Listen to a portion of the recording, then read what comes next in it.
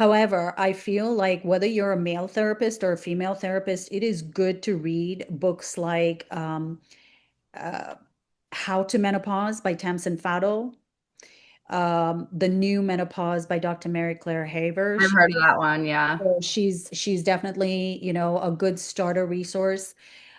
These are at least the two books that I would say, I'm reading one right now that's called Menopocalypse. Uh, Ah, okay. Yeah. and the other thing too that is very common that creates a bit of shame with women is I just wrote about this in my newsletter, is the rage, the uncontrollable rage. And I remember being in my house with my dad and someone else and screaming like a banshee at both of them. And their look of absolute, I don't know what the bewilderment, I guess, is the look Yeah. they had, because they had never seen me scream like this at people before. I don't generally go around doing that either. And I didn't have a way to control it. Felt like I was hijacked. Wow. And I was shaking. I was rageful. I was literally like the adrenaline was everywhere. And I just remember thinking, God, what is this? Like, I don't recall being so triggered about something that I would scream like this. And come to find out, this is the rage because you're starting to lose the estrogen from your brain and Hmm. your protections and your filters. The things that come out of the mouths of menopausal women are no filter. Right. I don't know. I don't know if you're aware of the series on TikTok called the We Do Not Care Club. Melanie, yeah. Yes. Yeah, just being Melanie, yeah.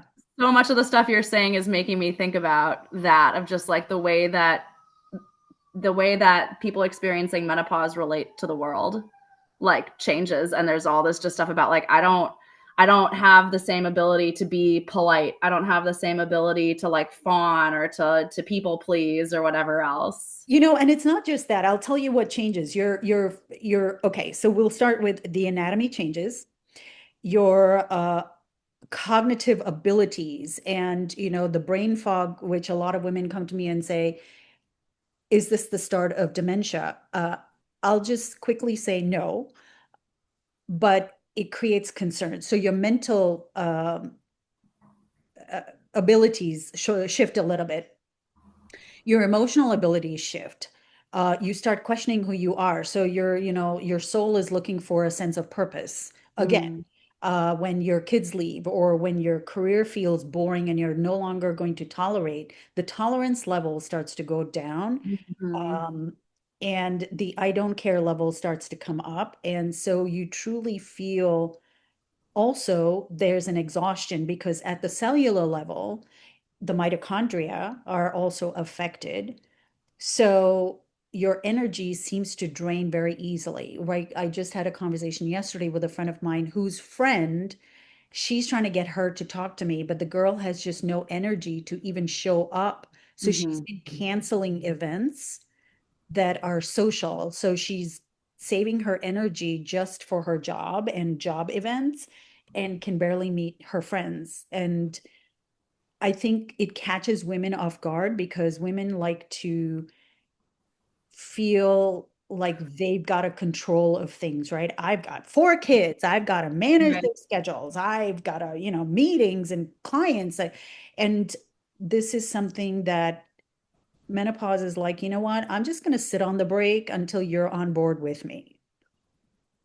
So it's not like you have a choice in the matter. You kind of have to go, all right, Mother Nature. And I think that the faster you can do that, which is also why I create the urgency, the more you recognize that and the faster you go, hey, you know what? Let me just erase the calendar and then put back what's essential. Mm. Have the energy, not Mhm. I'm a mother of four kids or I'm a busy executive or, Mother Nature doesn't care. She does not care. Mhm. Wow, that's deep. Um, well, again, I think this leads us well into our last question because you're talking about how people's values end up shifting and people's sense of self ends up shifting. So I'm curious, How does prioritizing our well-being through perimenopause and menopause enhance our personal power and sovereignty? When you have information and you apply the information, whatever feels scary or unknown becomes known. So it's about making the unfamiliar familiar. It's about giving yourself grace to start as a beginner, even though you might have been the expert at being the mom of four or the, executive or entrepreneur, whatever. Mm-hmm. You are a beginner at menopause. Mm-hmm. When you give yourself the grace, when you give yourself the ability to learn and apply, you start to become more in control. And this is a becoming process. So I actually started an online community called Sovereign Becoming to help women in midlife, 40 through 60, to really build their centered self and their roots in understanding their body, not running out Mm-hmm. there to the doctors and saying, "What do you have for me?" If your body says you're exhausted, then take a nap. It really is that simple. Keep it simple, but also have a doctor that is truly versed. There are a few doctors out there that are versed in menopause care specifically, whether it's a hormone therapy, whether it is alternative therapies, whether it's recognizing symptoms earlier, they're more tuned in. And it is important because your gynecologist who you've had through your births, or you've had them for the last 15 years and you're very close with them and you trust them, may not be effective in this new journey. So the more you are in the know, the more you make your decisions, the more you say, yes, I want more of this and less of that, which is so difficult for women. So that journey makes them empowered in a very chaotic place. And my goal is to bring women to understand that just like there's a backdrop, menopause is just a backdrop. Your life still continues. You just have to learn, just like when you're on stage and they change scenes, 1 minute it's morning and you have the scene and you play it out, and then you have evening and they change the backdrop. You're changing the backdrop and you're living your life in that new backdrop. Mm-hmm. The backdrop isn't your identity. Mm-hmm. How You're you still yourself, even though it feels like so much around you is changing. Yes, and it is a newer process. I mean, you may not be able to uh, have the things you had when you were younger, whatever those things are. They may change, but it's about being in a graceful space about these changes rather than resisting them, and coming into your new self. Because who knows, maybe your iteration in menopause is even more genius than what you had here. So be open to that. That's kind of what I wanted to ask you too, just to wrap up, because I think that it feels so scary to hear about these changes, especially, to your original point of like, even if you're not at this life stage yet, you need to prepare for it. But then when you go into preparing for it, everyone is just like, everything's going to be awful. So what are some like kind of like positive, affirming things that you can tell us about moving through this life stage? First of all, find a community that is uplifting. They are out there. I have started one where I teach women small bits and bites of information, but it's about communing. And, social media is fantastic and it's convenient, but it is not really communing with Mm-hmm. people. Mm-hmm. And so find something, social media is great, keep it around, but find something that is, even if it's five people getting together to share how this is feeling, right? So you don't feel isolated. So that's one. Second, don't be jumping around for everything on the outside. Not every influencer needs to be heard. Find your space, find your rhythm, put the time out for your rest. Welcome your rest. Welcome the slowing down. Uh, it is a transition, But when you get there and you slow down, you're just like, oh my God, why? I am not going back to rushing anymore. Nope. No, thank you. Yeah. I will tell you, no is my favorite word. No is my favorite word. And I teach everyone to say no. I also teach women how to recognize what they're tolerating and get that out of the way because tolerations are tethers. So when you are tethered, your soul cannot fly. And this is the stage where your soul is looking to take over.